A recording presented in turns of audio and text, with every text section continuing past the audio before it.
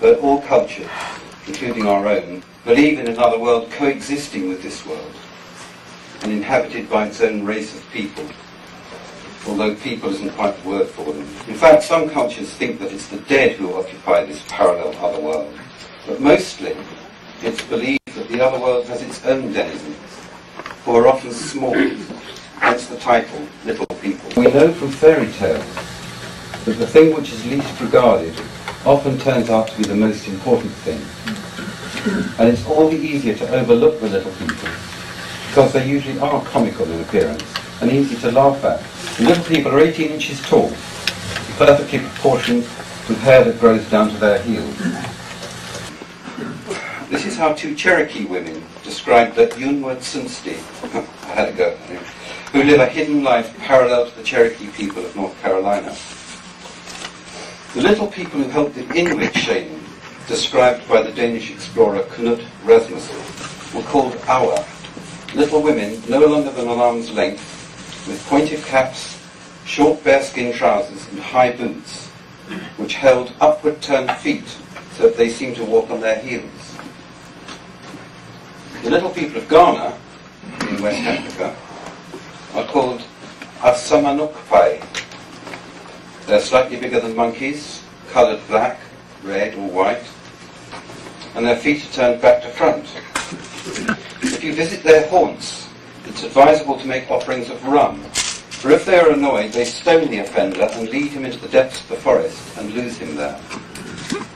However, like the Awa, who is also the agent of the shaman's greatest enlightenment, the Asamanukpai may teach you all they know, squeezing into your eyes and ears and mouth the juice of a plant, which enables you thereafter to hear everyone's thoughts and to foresee all events. And closest to my heart, of course, are the Irish fairies, who don't like being called fairies and are referred to as the good people, or the gentry, but who in Irish are called the she. Lady Augusta Gregory compiled a list of their characteristics from questioning the people of East Galway where she lived. The she are great shapeshifters, appearing large or small, as beasts or blasts of wind, or as lights which fly through the air. Their country is under the ground, or under the sea, or in islands out in the west. Here we see a common attribute of the other world. Its location is either left vague, or more often it's given several different locations. This, so to speak, multi-spatiality, it's everywhere and nowhere, is a way of representing the essential non-spatiality of the other world, and prevents us from taking it as a literal place. The chief activities of the she are fighting, playing, dancing, feasting, drinking, and making music that is more beautiful than any of this world. They'll help a man with his work, or even tell him where to find treasure. They'll teach certain wise men and women where to find lost livestock and how to heal the sick. But they may also lead you astray, or steal your children, or summon you over to their world through a touch or a stroke, a word we still use for sudden paralysis. The she have been, like the angels, from before the making of the world. These sorts of beings then are known all over the world. In China they're called Kuei-shins, who variously inhabit hills and rocks, preside over land, live among the ancestors, and are omnipresent, usually visible, sometimes not, both material and immaterial. The jinns of the Arab world are composed of subtle fire, able to take on whatever shape they please. For the Romans, as for the Greeks, the little people were everywhere, genii loci, geniuses of the place, from the fauni of the woods to the lares and penates of farms and houses. The Hulda folk of Scandinavia were the same as the Anglo-Saxon elves, who inhabited most of Europe. And they were not so much little people as described as a tall, handsome race. Indeed, the she themselves were often described as larger than life, riding around the countryside in cavalcades, laughing, and with flashing silver eyes.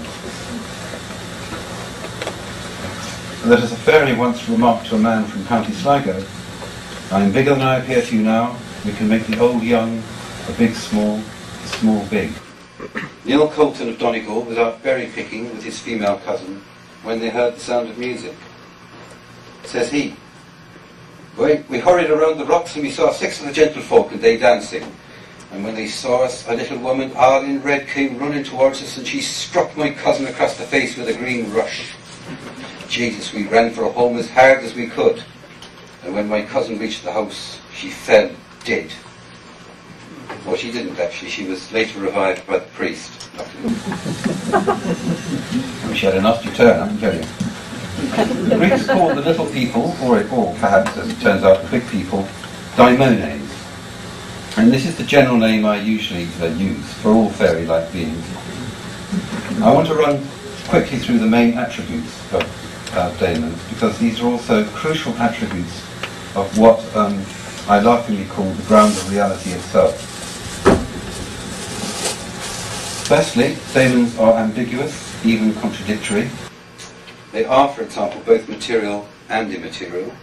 That's why it's misleading to call them spirits, as anthropologists sometimes do, or usually do.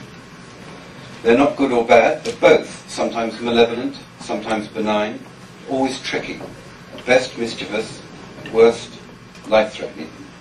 There's no boundaries they don't cross. In fact, their second constant characteristic is that they are always marginal creatures, what anthropologists call liminal, from the Latin limen, a threshold.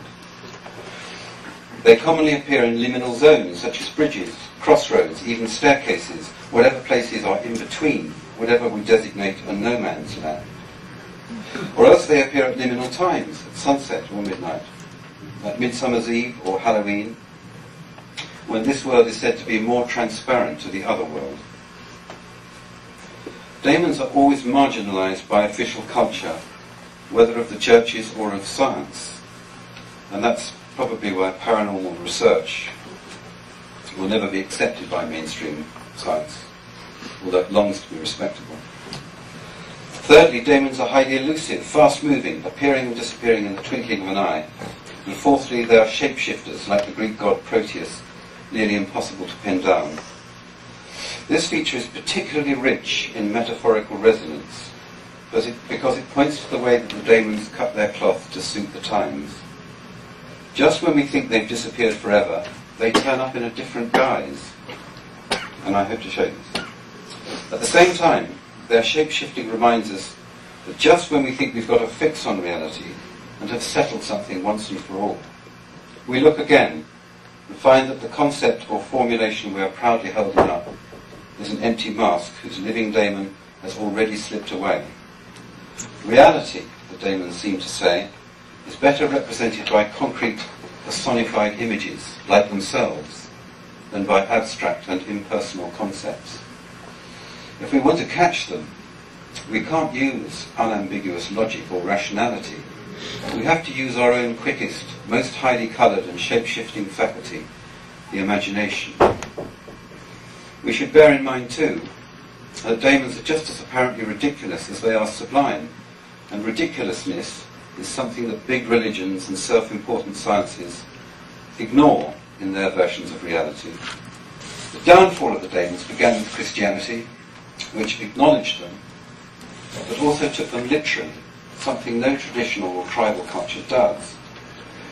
Literalism, by definition, rules out ambiguity, and so the daemons were robbed of their contradictory shape-shifting nature, which makes them so mercurially rich in metaphors, and divided them up into unambiguous angels and devils. Then the literalism which Christianity had begun suddenly took a radical turn in the 17th century. There arose a completely new kind of consciousness, our own modern consciousness, in fact, and a worldview which simply found daemons incredible. It's almost impossible for us, except perhaps in moments of intense imaginative activity, to recreate what the old consciousness was like. Instead of being intimately connected to a world in which we participated, it was as if we had suddenly stepped back from it, so that we, as subjectivities, were separated from an objective world out there. Mind and world, which had formerly mirrored each other with such marvellous congruence, were now divided, and consciousness was ruled by reason, which coldly observed and dissected an outside world in which it believed to be simply soulless and inert matter.